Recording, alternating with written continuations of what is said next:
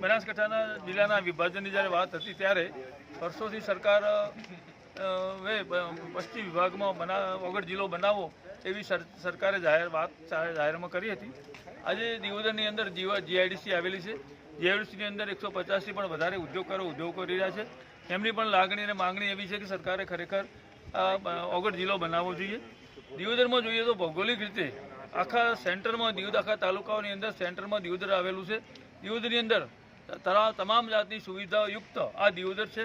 તે સુવિધાને ધ્યાનમાં લઈ સરકારે ખરેખર આ જિલ્લા માટે ફેરવિચારણા કરી માગણી કરી છે અને એના બાબતમાં અમે આ દિયોદર જીઆઈડીસીના ઉદ્યોગકારો ભેગા થઈ આજે મામલતદાર સાહેબને આવેદનપત્ર આપ્યું છે અને અમારી વાત સરકારશ્રીમાં પહોંચાડે અને સરકારમાં ફેરવિચારણા કરી અને વગડ જિલ્લો જાહેર કરે એવી અમે સરકારમાં વિનંતી કરી।